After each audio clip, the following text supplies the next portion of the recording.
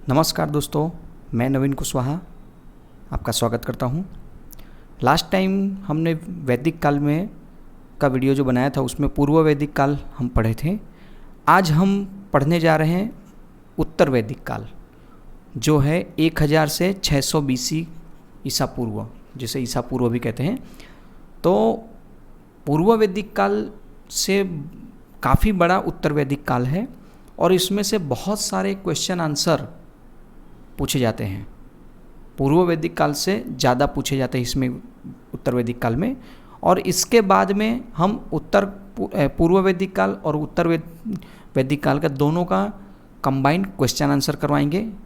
तो ये 3 वीडियो में वैदिक काल कंप्लीट होगा और बाद में शुरू होगा जैन बौद्ध धर्म का। ठीक है, तो आइए शुरू करते हैं उत्तर वैदिक काल। अब उत्तर वैदिक काल में थोड़ी विशेषताएं देख लेते हैं कि क्या क्या अंदर खास विशेषताएं हैं। तो देखिए, विशेषताएं की बात करें तो लोह युग का आरंभ हुआ 1000 BC में। लोह मतलब लोहे के साक्ष्य मिलते हैं इस काल में, उत्तर वैदिक काल। स्थायी जीवन मतलब मुख्य पेशा कृषि हो गया, एग्रीकल्चर स्थायी जीवन हो गया, क्योंकि कृषि करेंगे तो एक ही जगह रहना होगा। पूर्व वैदिक काल में ये देखने को कम मिलता है, घुमक्कड़ टाइप में थे। क्षेत्रीय जनपद राज्यों का सृजन मतलब उदय हुआ है। मतलब कि आप देखेंगे तो आपको इसमें देखने को मिलता है कि महाजनपद काल या उत्तर वैदिक काल में ही देखने को मिलता है कि 16 महाजनपद थे। ठीक है, तो इन सारे चीज़ों के बारे में आज देखेंगे। फिर वर्ण व्यवस्था स्थायी हो रही थी। ठीक है, वर्ण व्यवस्था स्थायी हो रही थी इस समय में। आगे यज्ञ कर्मकांड की शुरुआत इसी समय में हुई है। ठीक है, यज्ञ कर्मकांड जो भी है उसकी शुरुआत इसी समय में शुरुआत हुई थी। तो आइए शुरू करते हैं उत्तर वैदिक काल के बारे में। फर्स्ट है आर्यों का विस्तार। जो आर्य थे उनका विस्तार कैसा था? तो इनका विस्तार गंगा नदी तंत्र से लेके पूर्व में बिहार तक था। मतलब गंडक, जिसे सदा नीरा नदी भी कहते हैं, गंडक को सदा नीरा नदी भी कहते हैं। तो ये नॉर्थ, साउथ, ईस्ट और वेस्ट के हिसाब से गंगा नदी तंत्र से लेकर पूर्व में बिहार तक था। और बिहार में कहाँ तक? सदा नीरा या तो गंडक नदी तक, जो आज हम गंडक नदी कहते हैं। गंडक को प्राचीन में सदा नीरा कहते थे। इस नदी के पूर्व में मगध और अंग राज्य देखने को मिलते हैं। ठीक है, कौन से राज्य देखने को मिलते हैं? मगध और अंग। यहाँ पर वात्स्य शब्द का प्रयोग मिलता है, मतलब निम्न कुल। मतलब मगध और अंग जो राज्य हैं वहाँ पे निम्न कुल के लोग रहते थे, ऐसा ये देखने को मिलता है। ठीक है, तो ये आपसे अगर सवाल पूछा जाए क्वेश्चन में, ये क्वेश्चन है कि यह विस्तार का प्रमाण कहाँ से मिलता है? तो शतपथ ब्राह्मण से 2 लोगों के बीच में बातचीत करने का पता चलता है। ठीक है, तो विधेय माधव और राहुलगढ़ इस तरह प्रमाण मिलते हैं शतपथ ब्राह्मण में। ठीक है, नेक्स्ट देखते हैं नंबर 2। दोस्तों, वीडियो अगर अच्छा लगे तो शेयर जरूर करिएगा। राज्य निर्माण, जनपद। अब राज्य का निर्माण कैसे? देखें, स्थायी होना शुरू हो गया था, कृषि के प्रमाण मिलते हैं। तो कृषि अगर हो रही है तो वो एक ही जगह हो सकती है, उसे उठा के तो ले नहीं जा सकते। तो इसका मतलब राज्य निर्माण भी होगा, रहने का स्थायी बंदोबस्त होगा। तो 2 या 2 से अधिक कबीले आपस में मिलकर जो निर्माण करें वह राज्य या जनपद कहा जाता है। मतलब 2 या 2 से अधिक कबीले मिलकर जो बनते थे वो राज्य या जनपद कहा जाता था। कुल जनपद की बात करें तो भरत प्लस पुरु द्वारा हस्तिनापुर क्षेत्र में ये आपको देखने को मिलता है, में विस्तार में देखने को मिलता है। कौन सा जनपद है? कुरु जनपद। फिर आगे है, ये आप याद रखिएगा नाम, पांचाल, अब पांचाल कृवि प्लस तुर्वर्स द्वारा कहाँ पे है? सुलेह खंड क्षेत्र में। कहाँ पर? सुलेह खंड क्षेत्र में ये आपको देखने को मिलता है। फिर काशी है, कौशल, ये अयोध्या के आसपास का क्षेत्र है कौशल। विदेह, विदेह नेपाल के तराई क्षेत्र में मिथिला में देखने को मिलता है आपको विदेह। फिर बाद में आपको है कैकई, कैकई के मतलब ये पंजाब क्षेत्र में है। तो ये आपको जो बताया गया है कि राज्य का जो निर्माण हुआ है, मतलब दो या दो से अधिक कबीले मिलके एक निर्माण करते थे राज्य का, वो ये है आपको उस समय का देखने को मिलता है। ठीक है, काशी, कौशल, विदेह, कैकई, ठीक है, ये पंजाब क्षेत्र में है। आपसे अगर सीधा सीधा सवाल पूछ ले कि कैकई जो राज्य था वो कहाँ पर देखने को मिलता था, तो उत्तर वैदिक काल में पंजाब क्षेत्र में। अब आगे देखते हैं राज्य व्यवस्था। तो इनकी राज्य व्यवस्था कैसी थी? तो शासन का स्वरूप राजतंत्रात्मक था। मतलब राजतंत्रात्मक आप जान ही सकते हैं कैसा राजतंत्रात्मक था। दो प्रमाण मिलते हैं, स्थायी नहीं था और वंशानुगत स्थापित नहीं था। मतलब कि राजतंत्रात्मक तो था लेकिन वो वंशानुगत नहीं था, मतलब कि एक ही पीढ़ी के बनते रहे राजा, ऐसा नहीं था। दूसरा है स्थायी नहीं था, मतलब कि फिक्स नहीं था कि यही कुल के बनेंगे, जो मैं आपको बता दिया। ठीक है, आगे राजा की उत्पत्ति के संदर्भ में ऐत्रेय ब्राह्मण से हमें साक्ष्य मिलते हैं और राजा के निर्वाचन के बारे में अथर्ववेद से हमें जानने को मिलते हैं कि राजा की जो उत्पत्ति के संदर्भ कैसे थे, तो ऐत्रेय से, और राजा का निर्वाचन कहाँ से होता था, तो अथर्ववेद में इसको जानने को हमें मिलता है। फिर बाद में राजा की बात करें तो जो राजा बनता था उसे उपाधि दी जाती थी, और राजा है बड़े बड़े यज्ञ कराता था।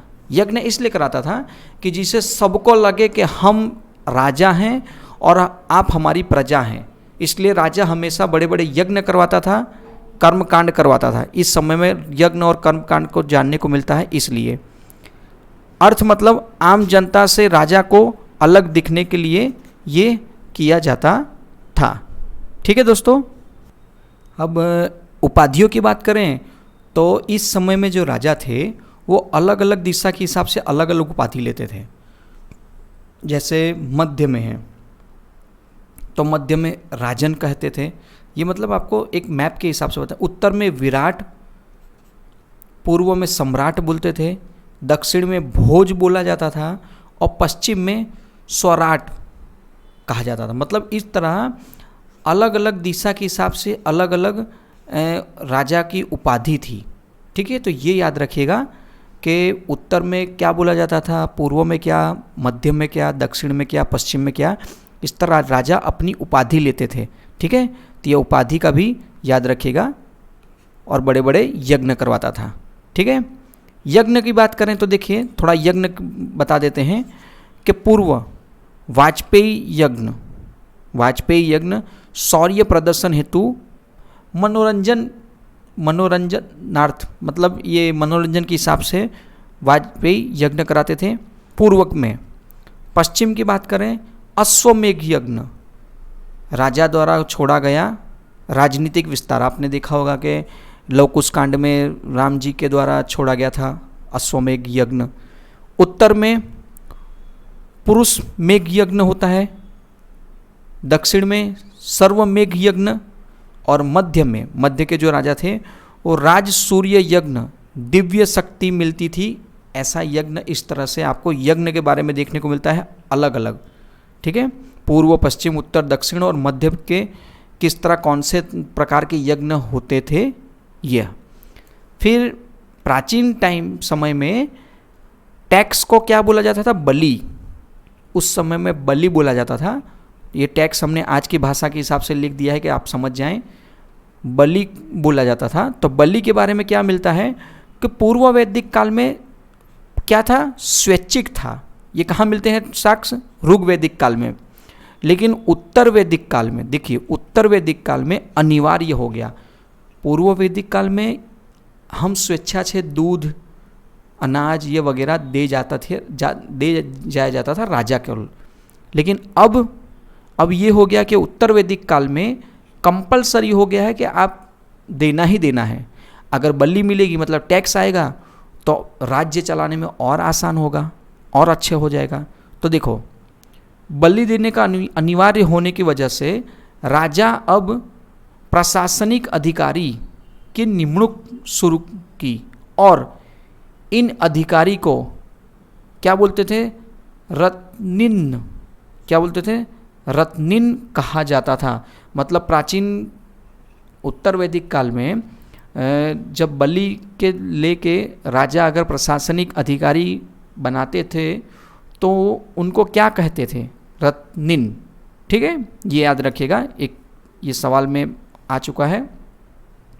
अब देखिए, रत्निन की संख्या कितनी थी? तो कुल 12 थी, लेकिन उन 12 में 2 बहुत महत्वपूर्ण थे। कितने? 2 क्यों महत्वपूर्ण थे? तो एक भागदूत था और एक संग्रहिता था। आपको दोनों के नाम से ही पता चलता है। भागदूत, दूत मतलब कर बलि संग्रह करना, मतलब टैक्स जो आता था उसको संग्रह कैसे करना है वो एक, और संग्रहिता मतलब कोषाध्यक्ष, टैक्स के रूप में जो मिलता था उसको संग्रह करना, संग्रहिता। तो उस समय में कुल 12 अधिकारी थे। उन 12 अधिकारियों में 2 सबसे महत्वपूर्ण थे, भागदूत और संग्रहिता। ठीक है दोस्तों, चलिए आगे देखते हैं अर्थव्यवस्था। तो अर्थव्यवस्था के बारे में बात करें, कृषि, तो मैंने जैसे आगे आपको बताया कि स्थायी जीवन हो गया था। तो स्थायी जीवन की वजह से कृषि इनका मुख्य पेशा बन गया। पहले पूर्व वैदिक काल में क्या होता था कि घुमक्कड़ किस्म के थे, ठीक है, और पशुपालन करते थे, लेकिन अब यहाँ कृषि हो गई है। कृषि के लिए समस्त प्रक्रियाएं, ये जितनी भी प्रक्रिया होती थी वो शतपथ ब्राह्मण से इसके साक्ष्य मिल रहे हैं। कहाँ से मिलता है? तो आपसे पूछा जाए कि प्राचीन काल में, उत्तर वैदिक काल में कृषि के साक्ष्य कहाँ से मिलते हैं? तो शतपथ ब्राह्मण से। लोहे के हल इस काल में देखने को मिलते हैं, लोहे के हल, ठीक है। हल को प्रविश्वम या पविश्वत कहा जाता था, ठीक है। मतलब हल में 6 से 8 जोड़ी बैल, कितने, जो हल बनाया जाता था वो हल इस तरह का था कि उसमें 6 से 8 जोड़ी बैलों का उपयोग होता था, मतलब वो खेती करने के लिए। अनाज को ब्रह्म कहते थे। क्या बोलते थे? अनाज को ब्रह्म कहते थे। मतलब चावल, गेहूँ, जौ, मक्का, तिल की खेती होती थी। इस समय कृषि वैज्ञानिक के तौर पे पृथु वन्य थे। मतलब एग्रीकल्चर साइंटिस्ट जो थे उस दौर में वो कौन थे? पृथु वन्य नाम के थे। इस समय अकाल के प्रमाण, ठीक है, छांदोग्य उपनिषद में देखने को मिलता है। मतलब इस समय में भी अकाल पड़ता था, सूखा पड़ता था, और उस अकाल के साक्ष्य कहाँ पे मिलते हैं? तो छांदोग्य उपनिषद से मिलते हैं। ये याद रखिएगा। प्राचीन भारत के इतिहास से जब सवाल पूछे जाएंगे तो कहीं ना कहीं इस तरह अंदर डीप लेवल से पूछे जा सकते हैं। इस काल में भूमि दान करने के कोई साक्ष्य मिलते नहीं हैं। मतलब आज के दौर में जैसे बहुत सारे संस्थाओं को भूमि दान में देते हैं और राजा महाराजा जो देते थे, लेकिन इस समय में दान में देने की कोई प्रक्रिया सुनने को मिलती नहीं है, ठीक है। तो भूमि को लेन देन या ट्रांसफ़र का साक्ष्य मिलता है। मतलब भूमि ट्रांसफ़र की जाती थी लेकिन दान में देने के नहीं मिलते हैं। शतपथ ब्राह्मण से और ऐत्रेय ब्राह्मण से ये एक देखने को मिलता है। लेकिन जो भूमि, ये एक काल्पनिक चीज़ लिखी है कि भावना विश्वकर्मा नामक व्यक्ति ने भूमि को स्थानांतरित करने की कोशिश की, लेकिन भूमि ने मना कर दिया। मतलब खुद जमीन ने मना कर दिया कि मैं स्थानांतरित नहीं होंगी, ठीक है। ये एक इतिहास में लिखा है। आगे देखते हैं पशुपालन, ठीक है। तो अब देखिए, यहाँ उत्तर वैदिक काल में जैसे मैंने आपको बताया पूर्व वैदिक काल में पशुपालन मुख्य पेशा था, लेकिन इस बार कृषि फर्स्ट पेशा होके पशुपालन क्या हो गया, द्वितीय पेशा हो गया। अथर्ववेद में देवताओं से पशुओं की वृद्धि हेतु कामना की गई थी। ठीक है, कामना, देवताओं से पशुओं की वृद्धि के लिए हेतु कामना की गई थी। पूजा कांड में जानवरों पशुओं की बलि दी जा रही थी जो कम हो रहे थे। मतलब इस समय में जो पूजा यज्ञ कांड वगैरह जो होते थे, तो राजा जो अपना वर्चस्व बनाने के लिए यज्ञ करवाते थे तो उसमें जानवरों की बलि भी देते थे, और उस बलि के चक्कर से जानवरों की जनसंख्या कम होती जा रही थी। इस वजह से देवताओं से पशुओं की वृद्धि हेतु कामना की जाती थी। शिल्प की बात करें, शिल्पकला विकास हुआ है, लेकिन अर्थव्यवस्था में इसका कोई लाभ नहीं हुआ। मतलब इकोनॉमिक में, उस समय के अर्थव्यवस्था में इसका कोई लाभ नहीं हुआ। शिल्प जरूर हुआ है कार्य। व्यापार की बात करें तो व्यापार में व्यापारी को श्रेष्ठी कहा गया है। याद रखिएगा, एक नाम याद आएगा आपको, पूछा जाएगा, ये पूछा गया है कि प्राचीन भारत के इतिहास में वैदिक काल में व्यापारी को क्या बोला जाता था, तो श्रेष्ठी। क्या बोलते थे? श्रेष्ठी। पद्धति कैसी थी? वस्तु विनिमय, मतलब सामान को आदान प्रदान करने की थी, क्योंकि उस समय में सिक्कों का चलन इतना खास था नहीं। ठीक है, तो वस्तु विनिमय था। अगर कुछ चीज़ ज़्यादा महंगी होती है या कम है तो उसका मोल आदान प्रदान से उस हिसाब से लिया जाता था।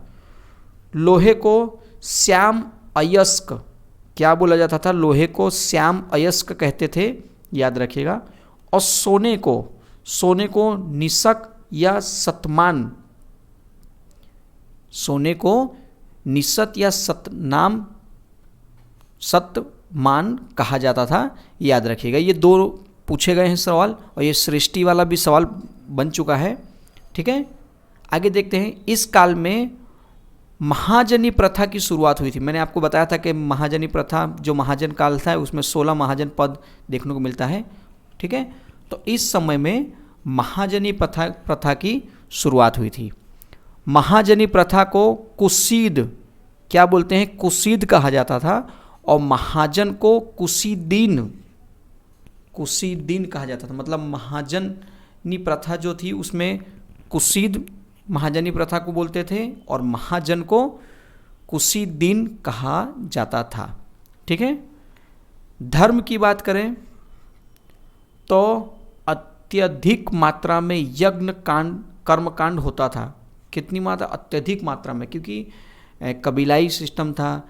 राजा अपना वर्चस्व बनाने के लिए उपाधियाँ लेते थे और वर्चस्व बनाने के लिए बड़े बड़े यज्ञ करते थे, तो यज्ञ कर्मकांड होता था। यज्ञ में पशु बलि, देखो आपको बताया था ना, पशु बलि और आहुति में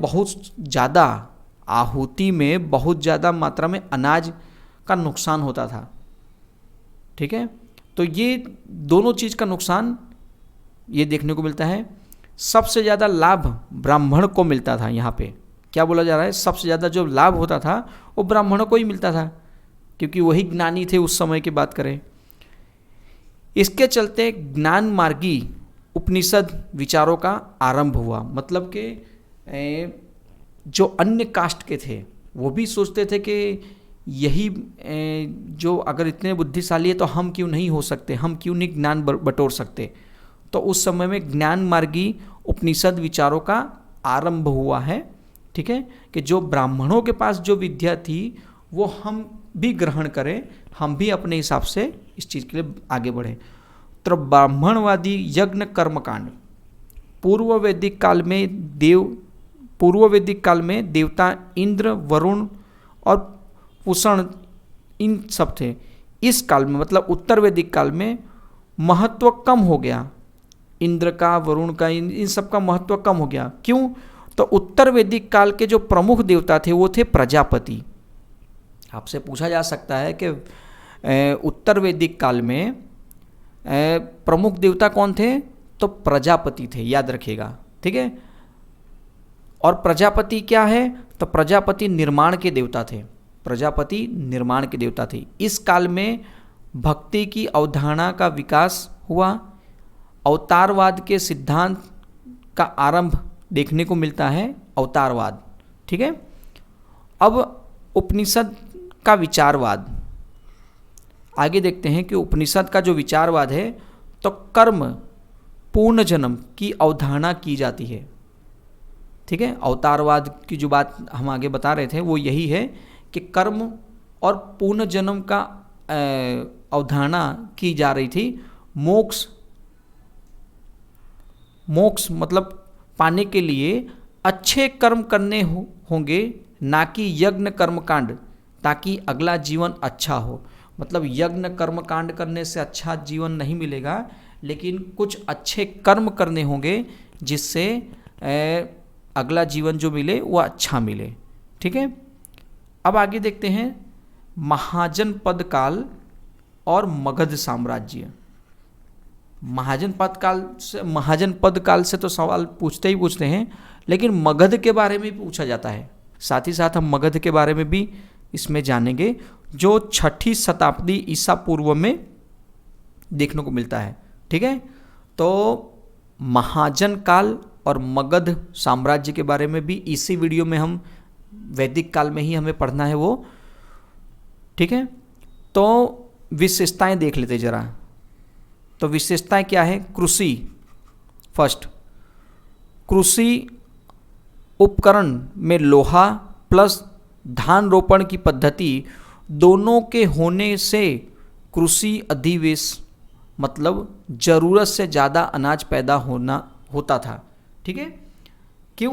क्योंकि टेक्नोलॉजी नहीं थी, लेकिन लोहे, आपको आगे बताया कि 6 से 8 बैलों के द्वारा जोता जाता था, वो भी लोहे के हल से। ठीक है, और धान रोपण की पद्धति भी बहुत अच्छी हो गई थी समय के हिसाब से, 6ठी शताब्दी की बात हो रही है। तो अनाज भी ज़्यादा पैदा होने लगा। क्यों? क्योंकि यज्ञ कर्म कांड में जो आहुति देते थे, अनाजों की बहुत ज़्यादा बर्बाद होता था, वो अब कर्म कांड कम होने लगे। तो इससे क्या हुआ? अनाज बचना शुरू हुआ ज़्यादा।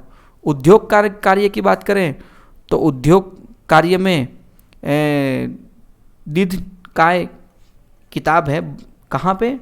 बौद्ध धर्म के द्वारा कहा गया कि इस समय में 24 प्रकार के शिल्पकार देखने को मिलते हैं। किसमें? ये किताब है दीघ निकाय बुक है बौद्ध धर्म की।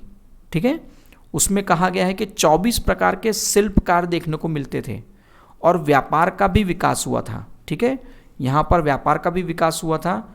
कृषि उपकरण और ज़्यादा पैदावार के कारण उद्योग का विकास हुआ और व्यापार का भी विकास हुआ। ठीक है, क्योंकि यज्ञ कर्मकांड ये सब धीरे धीरे कम होने लगे, इसलिए मुद्रा का प्रचलन हुआ। ठीक है, मुद्रा, क्योंकि इसके पहले तो जो चल रहा था वो साटा पद्धति थी, बोलते सामान आदान प्रदान से ही होता था, लेकिन उसका मूल्य उस हिसाब से सोचा जाता था।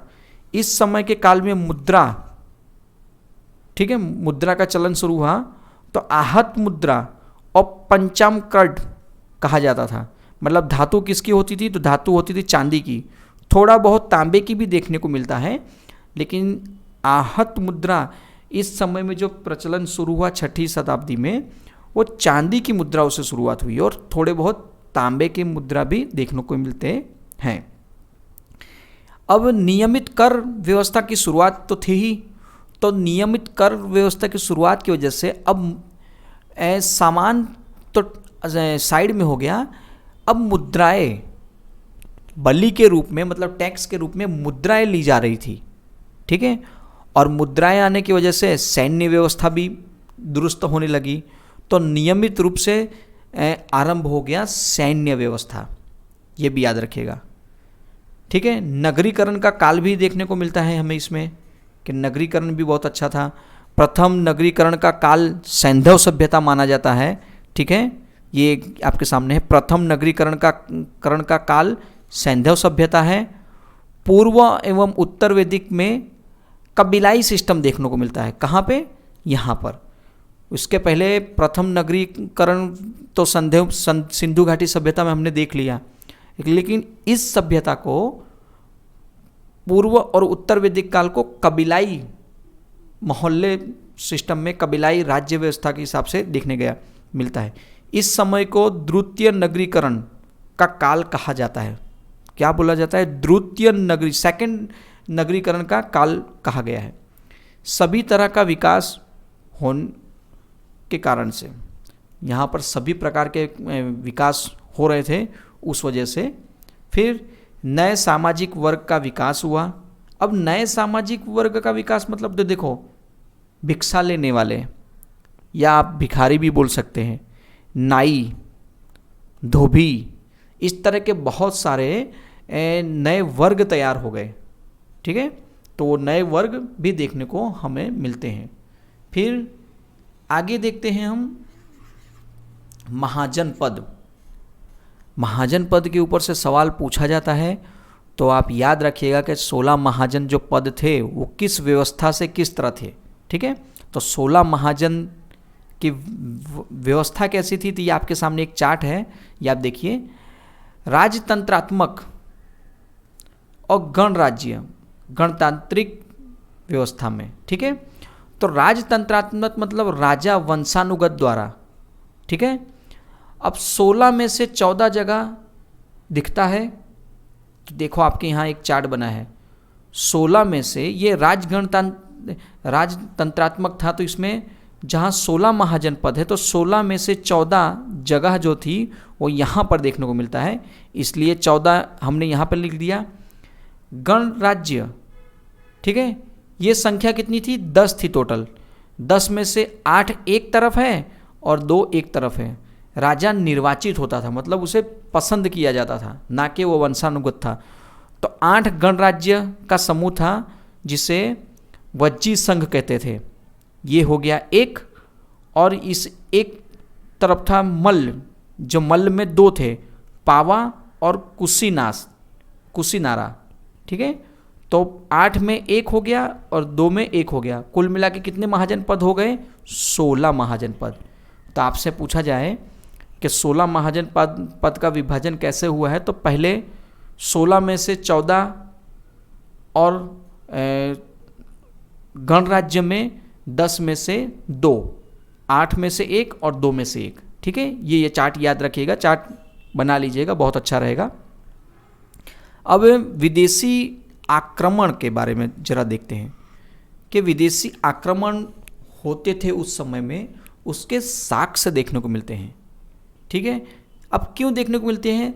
उसकी वजह है क्योंकि खेती अच्छी तरह होने लगी, स्थायी जीवन हो गया, कबीलाई सिस्टम हो गया, और अपना अपना कबीला बढ़ाने का, अपना विस्तार बढ़ाने की मंशा बढ़ने लगी, तो ज़मीन कब्जा करना ये सब शुरुआत हो गई। तो कहीं ना कहीं विदेशी आक्रमण, एक राज्य से दूसरे राज्य या दूसरे देश के लोग आक्रमण भी करना देखने को मिलता है। भारत पर प्रथम आक्रमण, याद रखिएगा, भारत में प्रथम आक्रमण करने वाले विदेशी, तो देखो यहाँ आपको दिखाया गया है कि आक्रमण के साक्ष्य 2 अभिलेखों से मिलते हैं। कितने? 2 अभिलेख से। फर्स्ट है पर्सी पॉलिस अभिलेख, और दूसरा है नस्क ए रुस्तम से हमें देखने को मिलता है। ठीक है, आगे देखते हैं कि 1516 बीसी में डेरियस प्रथम द्वारा और दाराव्यूह भी कहते हैं जिसे, तो डेरियस प्रथम या दारा प्रथम या तो दाराव्यूह भी कहते हैं इन्हें। ये सिंध क्षेत्र इसने जीत लिया था। ठीक है, तो जो ईरानी या तो फारसी था, 1516 बीसी की बात हो रही है, इसके द्वारा खरोष्टी या अरमाइक लिपि की शुरुआत की गई थी। तो आपसे एक पूछा जाए कि खरोष्टी और अरमाइक लिपि की शुरुआत किसने की, तो आपके सामने ये नाम याद रखिएगा, डेरियस प्रथम या तो दारा प्रथम या तो दाराव्यूह, ये नाम है। ठीक है, ईरान के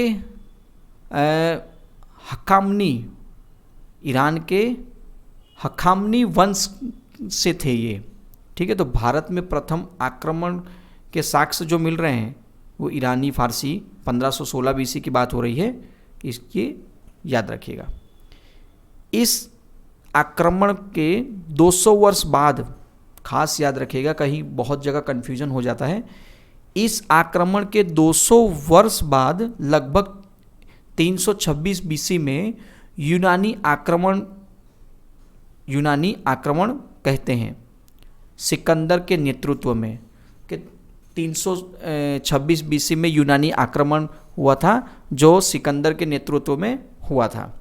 अब इसके भी साक्ष्य के बारे में देखें तो भारतीयों को अभिलेख लेखन की सीख ईरानी द्वारा मिली थी। एक सीधा सीधा पूछा जाए कि जितने भी अभिलेख हैं उनकी सीख किसने दी, तो ईरानियों ने। किसने दी? ईरानी द्वारा। भारत में क्षत्रपी प्रणाली का आरंभ ईरानी द्वारा, साम्राज्य को प्रांतों में बांट के चलाना ये ईरानियों द्वारा बताया गया था। ठीक है, पूरे क्षेत्र को भी प्रांतों में बांट दिया जाए और उसे चलाया जाए तो बहुत आसानी से व्यवस्था हो सकती है। जो आज हमें देखने को मिलती है वही पहले उस समय में थोड़ी बहुत चलाई गई थी। धार्मिक और बौद्धिक की बात करें तो अशांति का काल था। जैसे हमने बताया कि युद्ध के साक्ष्य मिल रहे हैं तो अशांति का काल ही कहेंगे। यह काल धार्मिक और बौद्धिक के रूप में भी जाना जाता है। ठीक है, धार्मिक और बौद्धिक के रूप में इसलिए क्योंकि धीरे धीरे महाजनपद शुरू हो गए थे, उस वजह से। अब देखिए 16 महाजनपद की जानकारी तो तीन तरह के स्रोतों से 16 ये महाजनपद के बारे में देखने को मिलता है। प्रथम है बौद्ध साहित्य और एक है जैन साहित्य। बौद्ध साहित्य और जैन साहित्य जो इनके बाद शुरुआत होती है, उनमें इनके बारे में बहुत सारी जानकारियाँ हमें देखने को मिलती है। तो बौद्ध साहित्य में दो हैं, अंगुत्तर निकाय और दूसरा है महावत्सु। तो अंगुत्तर निकाय में प्रामाणिक जानकारी मिलती है, 16 के वास्तविक नाम हैं। ठीक है, 16 के 16 जो अंगुत्तर निकाय है उसके जानकारी इसमें मिलती है बौद्ध साहित्य के इसमें। लेकिन महावस्तु में अप्रामाणिक जानकारी मिलती है।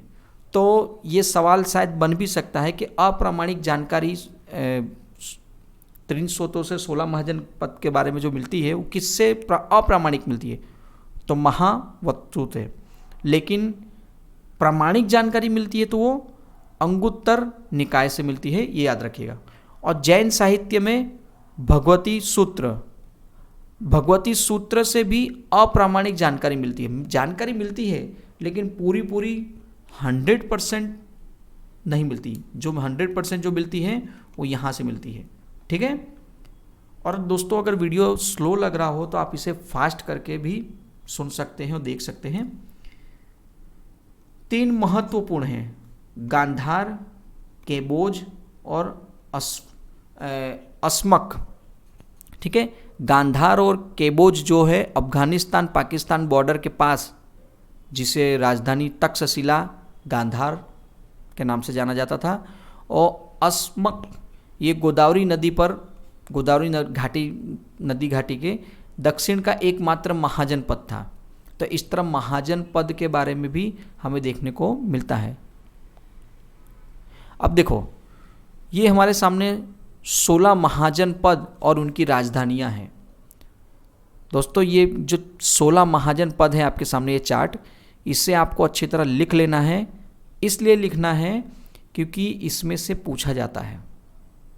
तो 16 महाजनपद जो हैं आपके सामने हैं अंग, मगध, मल्ल, काशी, कोसल, पांचाल, कुरु, वज्जी, मत्स्य, वत्स,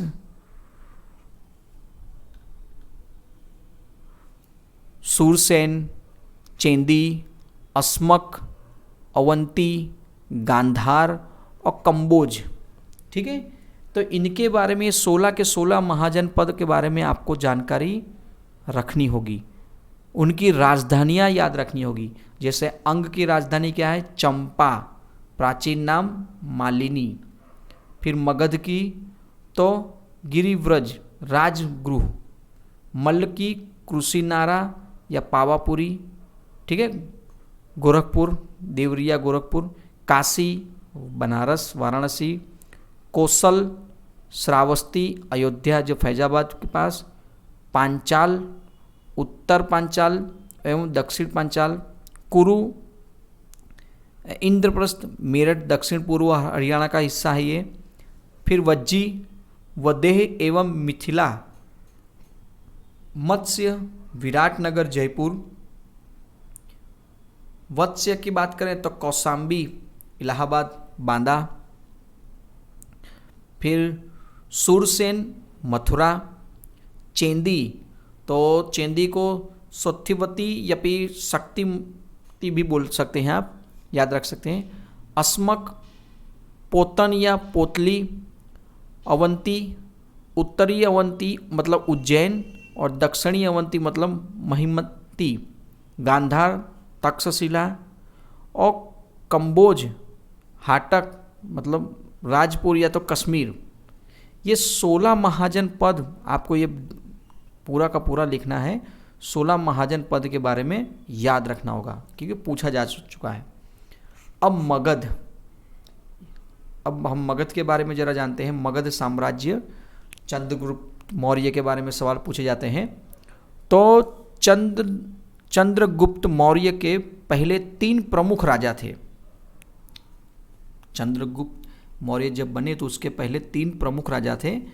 वो 3 राजा थे हर्यक वंश के, नाग वंश के और नंद वंश के। इन्हें पितृहंता वंश भी कहा जाता था। पितृहंता वंश इसलिए मतलब कि पिता की हत्या करके राजा बनना, ठीक है, पिता की हत्या करके ये राजा बनते थे, इसलिए इन्हें पितृहंता वंश भी कहा जाता है। तो देखते हैं पितृहंता वंश, हर्यक वंश, ठीक है। मगध के सबसे पहले बृहद वंश का शासन था, लेकिन बौद्ध साहित्य द्वारा प्रामाणिक साक्ष्य मिलते हैं कि मगध में पहले शासक हर्यत वंश का था। कौन से वंश का था? हर्यत वंश का था, ये याद रखिएगा। कौन से वंश का था? हर्यत वंश का था। पहला राजा बिंबिसार कौन था? पहला राजा बिंबिसार। दूसरा राजा अजातशत्रु और तीसरा राजा उदयन, ठीक है। ये हमें देखने को मिलता है हर्यक वंश का, जिसके साक्ष्य मिलते हैं हमें बौद्ध साहित्य से, ठीक है।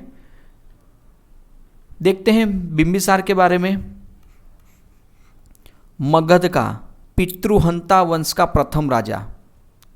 पूछा जाए कि मगध में पितृहंता वंश का प्रथम राजा कौन था, आपसे 4 ऑप्शन ले लिया जाए तो 4 ऑप्शन में आपको लिखना है बिंबिसार, ठीक है। और उपाधि सैन्य मतलब निश्चित मात्रा में सेना रखने वाला सैन्य, ये उनकी उपाधि थी। मगध की सुरक्षा के लिए कुछ कूटनीति अपनाई थी, और ये कूटनीति थोड़ी अलग तरह की है कि इसने 3 विवाह किए थे सीमा सुरक्षा के हिसाब से। किसने? बिंबिसार ने। और बहुत अच्छा देखने को मिलता है इसमें कि कौशल राजा के महाकौशल देवी, ठीक है, उनसे विवाह किया और दहेज में क्या मिला? काशी मिला इन्हें। दूसरा विवाह किया लिच्छवी राजघराना में चेल्हाना देवी से और मद्र देश की रानी क्षेमा से। इस तरह इन्होंने 3 विवाह किया, जो 3 जगह से इन्हें सुरक्षा मिल रही थी।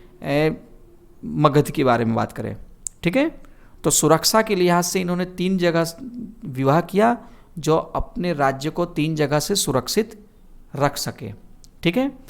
मित्रता के बारे में बात करें तो बिंबिसार के मित्र बुद्ध वेलुवन नामक जगह बुद्ध को रहने के हेतु दान में दिया था। तो आपसे एक सीधा सवाल पूछ लिया जाए कि बुद्ध को दान में देने रहने के लिए दान में देने वाली जगह, ठीक है, वेलुवन किसने दिया था? बिंबुसार ने, ठीक है। तो मित्र हो गए। एक दूसरा है चंड प्रघोत, अयंती महाजनपद का राजा।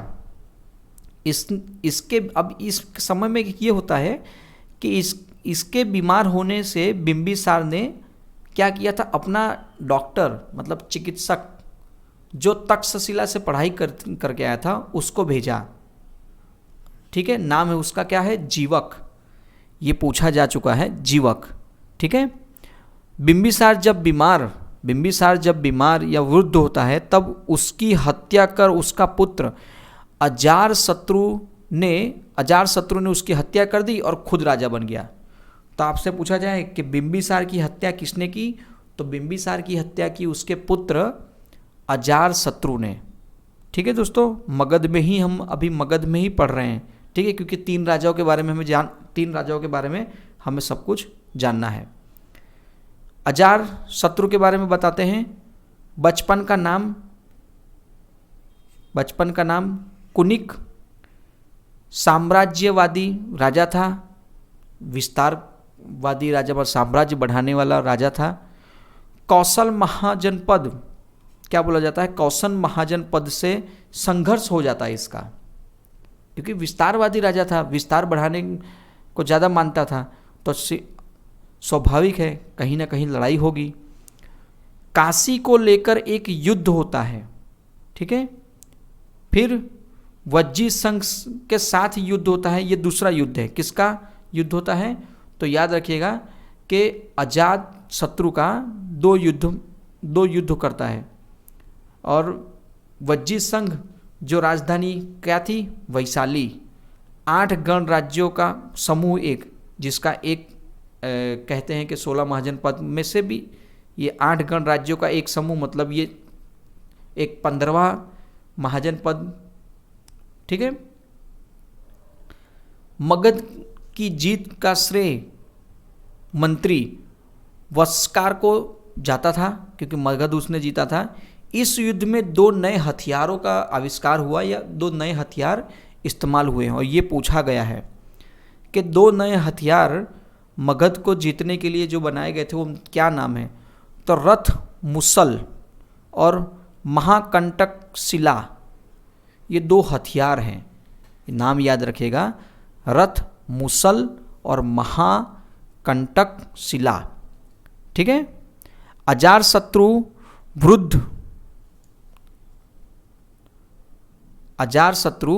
बुद्ध के समकालीन था, मतलब ये बुद्ध के समकालीन था, इसलिए बुद्ध धर्म अपना लिया था इसने। अजातशत्रु था तो ये बुद्ध के समकालीन था, उसी समय में बुद्ध थे, तो इसने बौद्ध धर्म अपना लिया था। अजातशत्रु के समय बुद्ध की मृत्यु हुई थी, ठीक है। तो याद रखिएगा कि किसके समय में बुद्ध की मृत्यु हुई थी? तो अजातशत्रु के समय में बुद्ध की मृत्यु हुई थी। बुद्ध के अवशेष को 8 भाग में बांटा गया। 8 में से एक राजगृह मगध की राजधानी में स्तूप बनाया गया। कहाँ? मगध में, ठीक है। अब बुद्ध के बारे में थोड़ा जान लेते हैं, क्योंकि बुद्ध हम बौद्ध काल पूरा देखेंगे तो बुद्ध की मृत्यु 483 बीसी में हुआ। फर्स्ट बौद्ध सम्मेलन 483 बीसी राजगृह में ही हुआ, जिस वर्ष उनकी मृत्यु हुई है, ठीक है। अध्यक्ष कौन बने थे? महाकश्यप। और बुद्ध के मृत्यु के बाद वो बने थे अध्यक्ष, ठीक है। तब तक में बुद्धि सब कुछ थे। अजातशत्रु की मृत्यु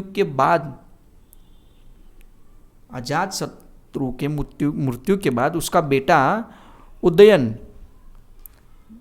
राजगद्दी में आता है। अब उदयन के बारे में बात करते हैं तो पाटलिपुत्र उदयन ने बसाया था। मगध की राजधानी पाटलिपुत्र बनाई। देखिए मगध की, अब यहाँ है ना, अल्टरनेट होता रह रहा है। तो पाटलिपुत्र उदयन ने बनाया, मगध की राजधानी पाटलिपुत्र बनाया। यह जैन धर्म का समर्थक था। ठीक है, बौद्ध धर्म, अब जैन की बात हो रही है, तो जैन धर्म का यह समर्थक था। पाटलिपुत्र गंगा और सोन नदियों के संगम में देखने को मिलता है। जो पाटलिपुत्र है वो गंगा और सोन नदियों के संगम के पास हमें देखने को मिलता है। और अंतिम राजा, ठीक है, अंतिम राजा नागदशक था, ये याद रखिएगा। ठीक है, उसके बाद में हम देखते हैं आगे नागवंश। एक वंश पूरा हो गया। और नागवंश के कुल 3 राजा थे, शिशुनाग, कालाशोक और महानंदित या नंदीवंदर। ठीक है, तो ये 3 राजा देखने को मिलते हैं। शिशुनाग, देखिए कुछ कुछ सवाल ऐसे हैं जो आपको बोरिंग महसूस होगी, लेकिन वो पूछे गए हैं तो करना जरूरी है। तो शिशुनाग स्थापना शिशुनाग द्वारा, ठीक है, आम जनता द्वारा निर्वाचित हुआ, याद रखिएगा ये आम जनता के द्वारा निर्वाचित हुआ था। और वज्जी संघ पर नियंत्रण के लिए वैशाली को दूसरी राजधानी बनाई थी इसने। शिशुनाग द्वारा वैशाली को राजधानी बनाई मगध की। ठीक है, याद रखिएगा, क्योंकि यहाँ राजधानियाँ ऑल्टरनेट जिस तरह राजा आते हैं तो ये ऑल्टरनेट अपने अपनी सुविधा के हिसाब से ये राजधानियाँ बदल रहे हैं। और राजधानियाँ बदलने के क्रम में फिर बाद में सवाल भी उसी तरह बनते हैं। अवंती महाजनपद को शिशुनाग ने मगध में मिला दिया। देखिए अभी कुछ आगे बढ़ गया। अवंती महाजनपद को शिशुनाग ने मगध में मिला दिया। अब आगे देखते हैं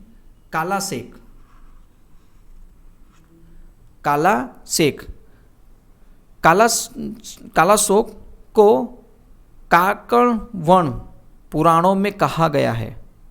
सेकंड बुद्ध सम्मेलन, याद रखिएगा, दूसरा बुद्ध सम्मेलन 383 बीसी में वैशाली में हुआ। बुद्ध के मृत्यु के 100 वर्ष बाद, जिस वर्ष मृत्यु हुई थी 483-84 बीसी में, उसके 100 वर्ष बाद बुद्ध का दूसरा सम्मेलन होता है। और अध्यक्ष कौन बने थे? तो सर्वकामिनी। और राजधानी में परिवर्तन हुआ, वैशाली से पाटलिपुत्र हो गया। ठीक है, ये बौद्ध की बात हो रही है। कहाँ से? वैशाली से पाटलिपुत्र हो गया। ठीक है, और महानंदित ये अंतिम राजा था। फिर अगला वंश एक देखने को मिलता है नंदवंश। तो नंदवंश के बारे में क्या बोला गया है? इस काल में 2 राजा थे, महापद्मनंद और धनानंद। आपने धनानंद का नाम तो बहुत अच्छी तरह सुना है, जो नंदवंश का अंतिम शासक था। महापद्मनंद नंदवंश की स्थापना की थी। इसके द्वारा कलिंग पर आक्रमण किया और जिनकी मूर्ति मगध लाया था। किसकी मूर्ति? तो एक सवाल बना है कि जिनकी मूर्ति मगध कौन लेके आया था? तो नंदवंश का शासक महापद्मनंद लेके आए थे, याद रखिएगा। इनको परशुराम का दूसरा अवतार कहा जाता है। ठीक है, उपाधि इसको सर्व छत्रात्मक की उपाधि मिली है। सभी क्षत्रियों का नाश करने वाला था, ये नाश किया था, इसलिए इसको ये उपाधि मिली है। एकराट और एक छत्र, ये भी उपाधि मिली है। और जहाँ जहाँ भी आपको अब उपाधियाँ मिलें तो वो उपाधियाँ जरूर याद रखना है, क्योंकि उपाधियाँ पूछी जाती हैं। आपसे पूछा जाए कि नंदवंश के महापद्म थे, तो निम्न में से कौन सी उपाधि उन्हें मिली थी? तो ये उपाधियाँ याद रखनी है।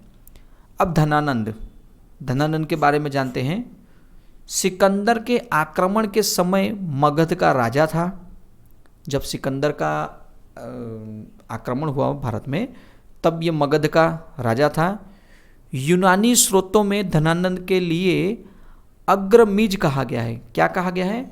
अग्रमीज कहा गया है। चंद्रगुप्त मौर्य ने चाणक्य की मदद से धनानंद की हत्या की थी। किसने? चंद्रगुप्त मौर्य ने चाणक्य की मदद से धनानंद की हत्या की थी और मौर्य वंश की स्थापना की थी।